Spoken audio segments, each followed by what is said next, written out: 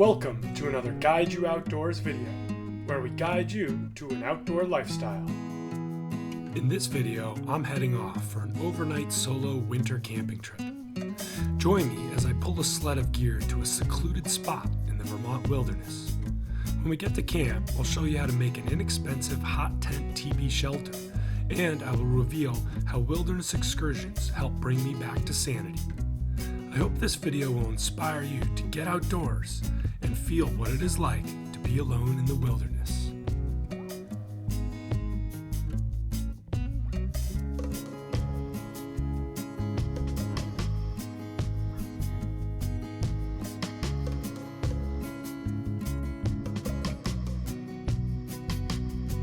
The whole idea is to come out here alone to kind of gain a little bit of sanity. And it's a beautiful day. It's about 6 degrees, taking off. All my gear seems to be going well. The sled's pulling well, snowshoes are on, dog's having fun, and this is one of my favorite parts. It's like the leave into the journey. You know, it all starts from here. I've been thinking about doing this for a little while, and now I can just think about what I'm doing rather than what I'm going to do. Sanity begins.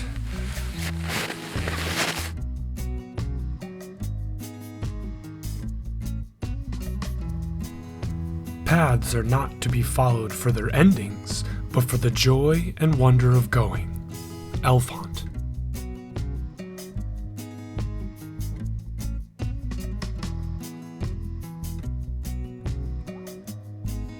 No tracks, that's a really good sign. That means that nobody's been up here in a while. We had about 9 inches of snow 3 days ago, and nobody in the last 3 days has been up this track.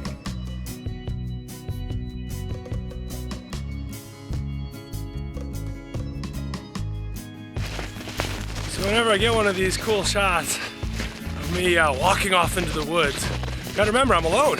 So I gotta set the camera up. I gotta walk out there for that great shot. I gotta walk back. I gotta pick the camera up. Then I gotta walk back to my sled, stow the cameras away, and do some more walking. So documenting these whole experiences really brings another level to it. In a way, I think it kind of brings companionship. Allows me to journal in my own mind what I'm going through as I'm out here. And that's kind of a nice thing when you're all alone in the woods.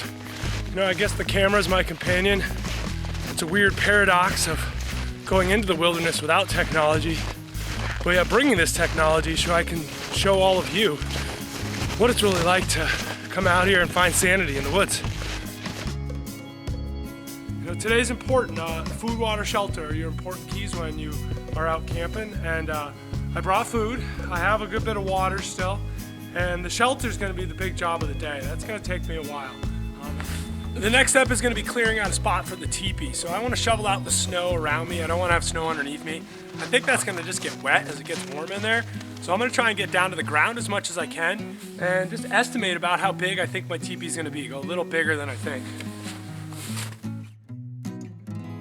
Immerse yourself in nature. Quietly listen, smell, watch, taste, touch. Nurture your conscience. Protect nature. Defend the garden of your spirit. Morris. So the next step in the teepee is the poles. I gotta collect, I'm thinking about 8, maybe 7 could work. About 12-foot long poles. My teepee I measured out is about 9 feet tall. So I want my poles to be a little bit longer so they can stick out the ends on the top.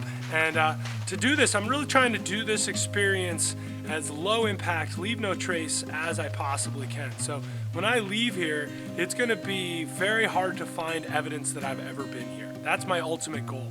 And I wanna respect nature as much as I can. And I'm gonna use nature, I'm gonna harvest a little bit, but I don't wanna kill living things if possible. So when I look for my poles, I'm gonna look for nice straight, dead poles that look pretty strong. If I find a small sapling that's a standing sapling that's dead, that's the ideal. I'll go for that.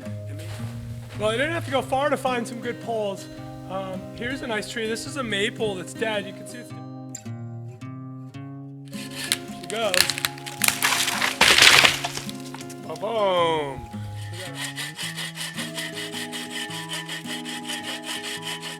To make the initial structure for the teepee, loosely lash together 3 poles, then stand them up to form a tripod.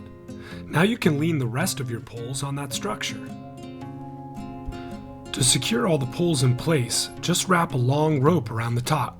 It's really solid. Yeah, teepee up, baby.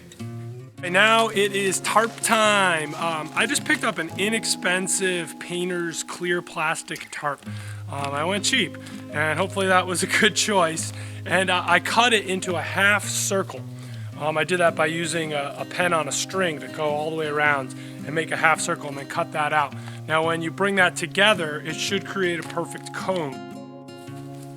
Ta-da! We have a teepee. Check it out. It wasn't that hard, actually. It didn't take me that long.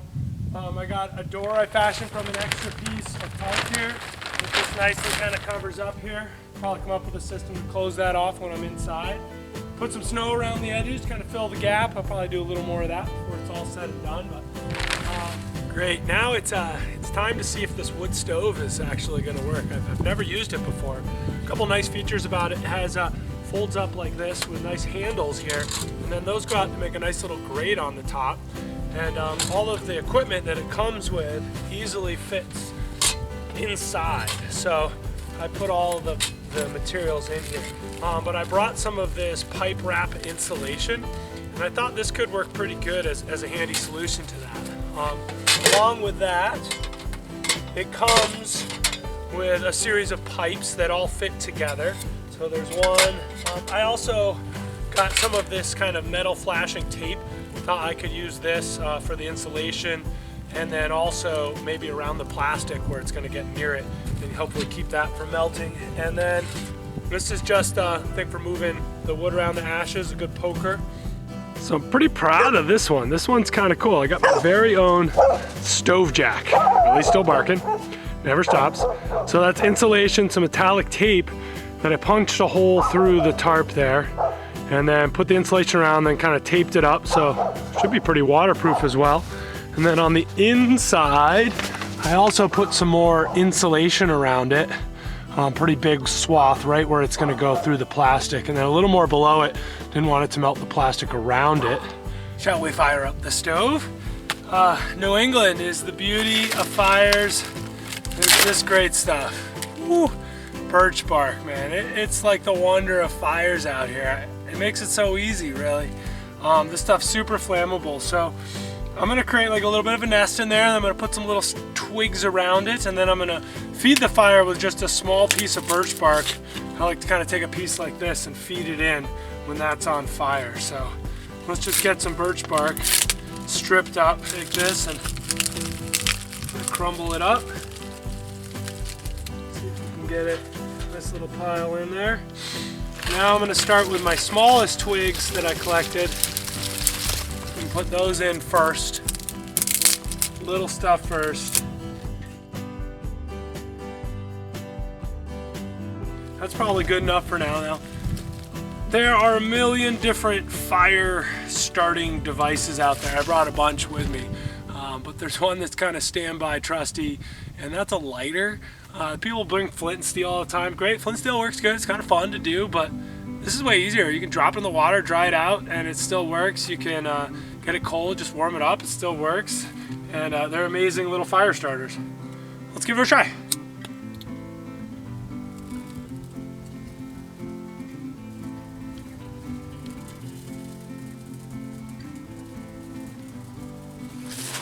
Well, and it looks like we're gonna have a fire in here.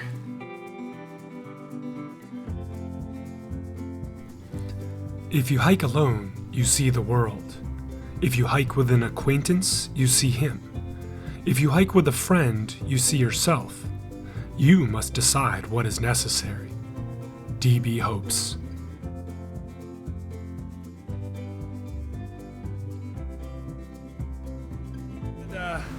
This is the big chore always when you're out here. You are a slave to that fire. Once you start her up, she just wants more and more and more, and you gotta feed her. So gathering firewood and finding the right kind of firewood makes a big difference. This is a hardwood right here that I found that was a standing dead tree. And so it was totally dead, but standing up out of the snow. It's really dry. I cut a couple chunks off of it already and burned them. They burn great. It's like the fudge of firewood, basically. But if you notice, this one is about maybe 1.5 inches in diameter and really stays that thin for a long way. That's almost the ideal size for my stove. So I'm just cutting them to the right lengths that they can fit in the stove good. Then you can feed these fudge sticks right on in there.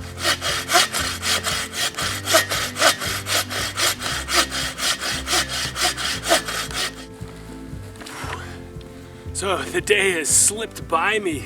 Goes by so fast out here when you're busy. Just thinking about what I was doing. I spent a lot of time collecting firewood. I got a pretty good stock. I'm thinking that's going to be important, that I want to stay warm through the night. And if I don't burn it tonight, I'll burn it tomorrow. So I just pushed hard. I probably spent twice as much time just getting firewood as I did putting up the teepee. But now that I have a bunch, things seem to be working pretty good. There's a little bit of snow starting to fall out of the air, so that's welcome. And I think I'm going to get close to tuckering in for the night and closing her down and seeing how much heat we can hold in. It's kind of beautiful living in a teepee. It's a peaceful kind of thing. A teepee's kind of a cool shelter in a way. It's traditional, it's Native American obviously, and it works. Like cheap tarp around me here, collected some logs, carried up a little wood stove, and it's the middle of winter. It's probably, I don't know, 5-6 degrees outside right now. It's snowing, and I'm toasty warm inside of here.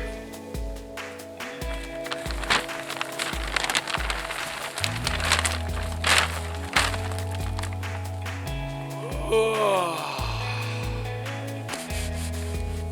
Top of the morning to you. What a night.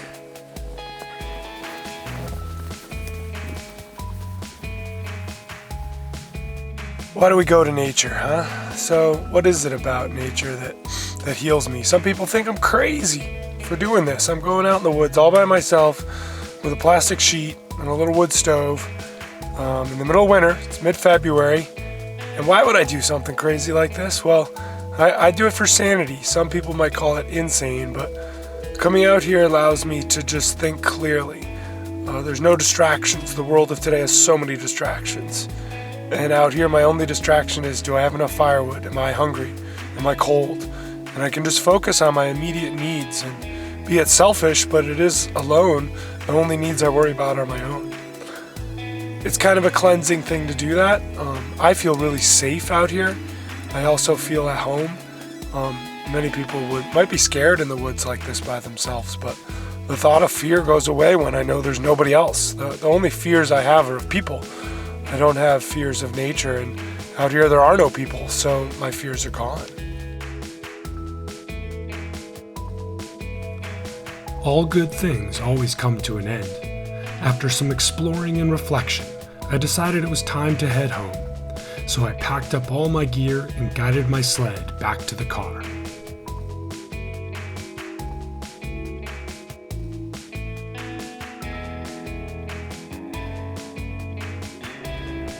Come to the mountains, dear friend.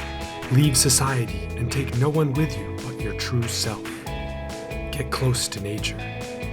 Your everyday games will be insignificant. Notice the clouds spontaneously forming patterns and try to do that with your life. Suzanne Schutz.